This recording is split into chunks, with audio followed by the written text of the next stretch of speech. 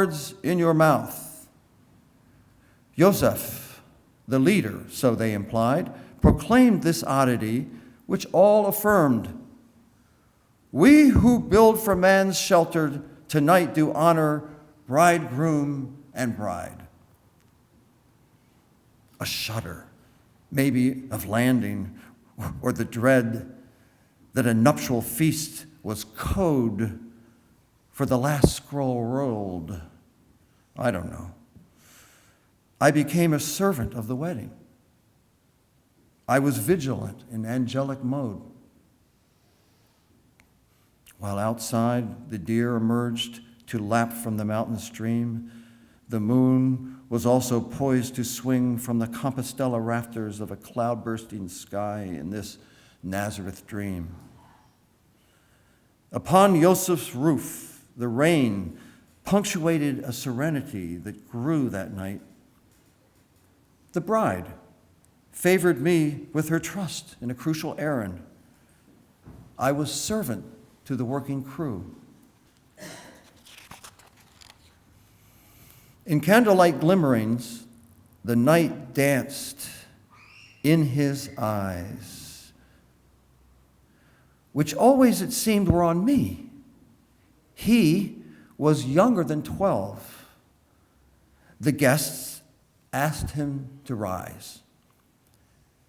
Yehoshua, son of Joseph, sang for them. They wept. His voice was pure and sweet in praise of the juniper tree under which Elijah had slept. Its slender leaves, so useful making brooms, its bloom cascading daffodil trumpets to announce God's angel and fill Jerusalem's womb. When he sang of Elisha's prayer for death, he looked at me. His mission failed, a wasted life with only sleep to console him. The end of life, though, was not to be. Startled awake, and twice, they say, the angel ordered him eat. Hearth cake, manna, and water at his head. The one who would be dead now walks on glory's feet. His mother, it must have been, whispered with radiant face into his left ear when he sat, to a stunned, awed response, until applause possessed the place. And as the clamor grew, the boy just listened, sober, rapt to all his mother had to say. And it was this tableau that fixed itself in my mind, a bird that is trapped. The next day dawned, after a fitful sleep, to routine bodily functions blessed by my hearing as I met these needs. The songs of praise to God by all but me under Joseph's roof. A test was being hatched. Can the body ever know the ghost sublime? My body cried, yes, amid disgraceful vulgate, burdens freed like purgatory at the end of time. And then I saw him in the light of day.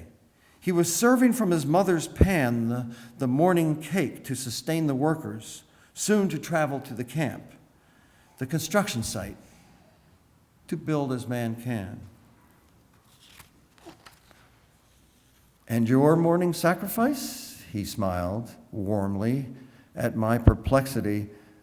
Now, Yeshua, his mother said, our guest is hungry.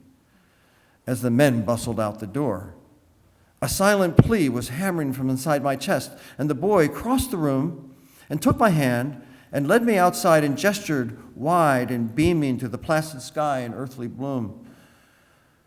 When he closed his eyes, I closed mine, and I witnessed then and there a man, owner of a house in North Africa, responding to an imperial proconsul who was making this repeated demand, Why did you permit entry through your door, a gathering of those who insist on celebrating the forbidden rite of thanks? I could not do otherwise, he said. Without what is the Lord's, we cannot exist. Delight saturated my mind. I opened my eyes. The boy's mother, Miriam by name, was calling us inside to eat. And he made as if to race me to the table. So we lunged, laughing. Somehow, I felt free of all blame.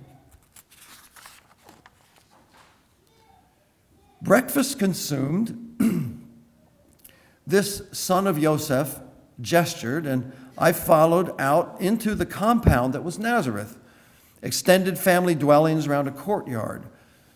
I began to doubt. How can this squalid place teach me why my book should not be drowned? In all this farmyard stench, wisdom? And then the workshop entered me more truly than I entered it, like sound. Music was the craft that Nazareth hid. The Neville, a 12-stringed harp. Kinnor, the lyre of 10 strings favored by David. Halil, a large flute. Toph, a small drum, and tools refined and sharp. The room was filled with women at work, their children helping, to craft in wood these instruments of worship to sell to synagogues for weddings and feast days, and to the Jerusalem temple if they could. I watched as Yeshua and his mother labored to hollow out a ram's horn to make the trumpet called shofar. My job was to sing a baby to sleep, my chest to be a chamber for the not yet born. My thumping heart counts in tiny ears, in persona matris to this child that Miriam had put into my arms. One of hers, I thought. Yeshua stopped his work, turned, and smiled. He spoke into my mind these words, "My mother has never known man." He turned back, leaving me confused. A late morning pause in laboring brought for me a welcome change in plan. The real mother reclaimed her baby as all gathered round to sing a psalm. As a child has rest in his mother's arms, even so my soul. A curious choice. Miriam then spoke with earnestness and calm of how there was once a king with twin girls named Avotha and Shamar. When asked, the children said the first meant to serve and the second meant to guard. These royal daughters were given a task. A serpent will come into this kingdom. Now, our salvation is the life inside your names. If you find the life in time, the evil dies. They found the life. Where? Server guarded guard. Guard served serpent flames.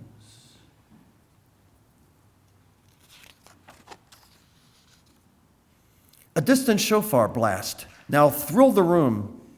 Kinfolk from Bethany. Lazarus' mother, Yeshua squealed. All rushed out with flutes and drums and raised a ruckus with their timpani. Amid the surging confluence, I saw two boys, the two boys, waving and jumping for joy before throwing themselves into each other. Everywhere someone attended someone. Now, to hold that baby. But then the boy and his brother, Lazarus, ran over to me. Before I could guess what they meant, I was running and laughing, no older than 10, crowned the Maccabah, Judas himself, to us the Maccabees. I commanded a mission. My brothers I sent, Simon and Jonathan, to spy on the camp of Israel's enemies, all stirring their pots, spreading blankets on their roofs, treacherous. The honor of putting a frog in the sock of old man Nicanor required we draw lots. The voice of Miriam called us back to Nazareth. It was time to prepare for his father's return and all the other tired men, the tired workmen of the town. A new order of festivity was now prepared. There was something here for me to learn. Lazarus had earlier explained how they had mostly come to Nazareth to deal as distributors of musical instruments. But now, all conversation ceased. While everyone worked, a singing unreal emerged throughout the town, pulsing tones and lyrics haunting the stones. In you, O Lord, I take refuge, my strength from my mother's womb. I found a chore and prayed from my bones. At the glory of twilight came the signal. Yeshua eagerly signaled back, and all assembled in quiet order, bedecked in flowers and fronds of palm. But on first sight of the men, no lack of vocal clamor ensued. The women's shrill trilling, la, la, la, la, la, la, the children shedding all calm. Someone gave me an Egyptian sistrum to jangle my welcome, as beating drums and tooting flutes coalesced in a single psalm. And there was Joseph in the lead, dancing like David, escorting the Holy Ark. And as if on cue, repeated on each return, his son ran into his outstretched arms to be lifted and carried in the growing dark.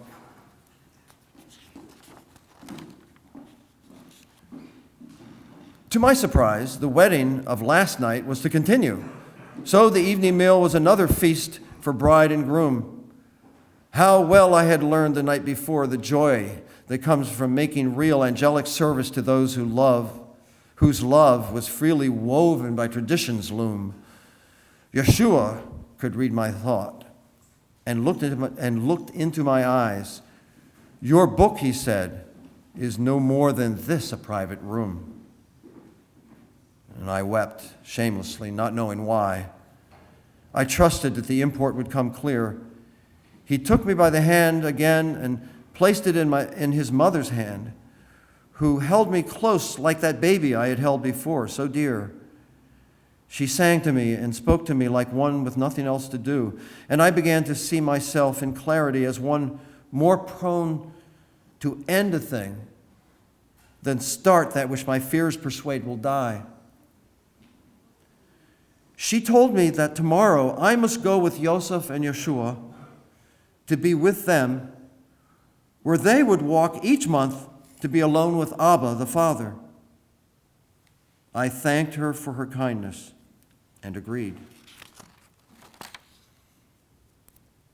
The prophet Jeremiah was invoked that night. Over espoused heads, Joseph held his hands. See, I placed my words in your mouth. I plucked Kinnor, the Davidic harp, as we sang, gathered from foreign lands.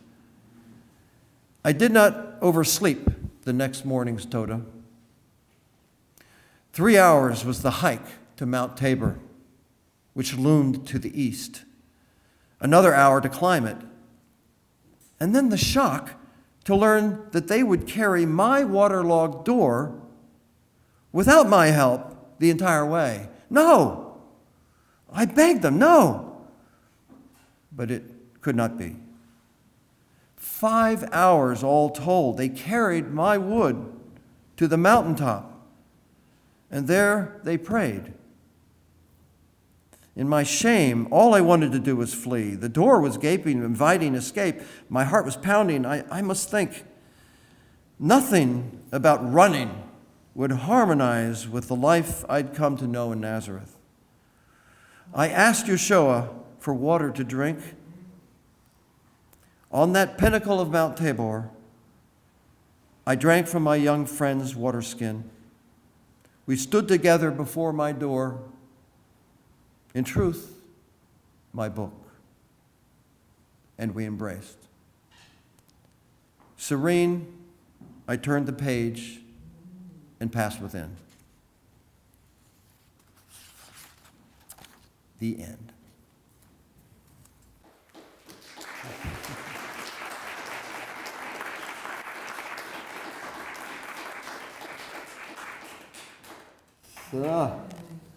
Well, I want to thank you all for coming and listening to my poetry and helping celebrate Shakespeare.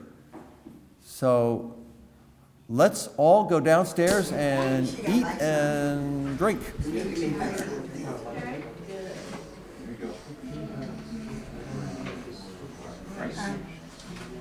You can. How about this one? Oh, okay. Asked me to do a 30-minute, I'm their keynote speaker. It's going to be June 4th. And it's at the Prime Station. Old City. And my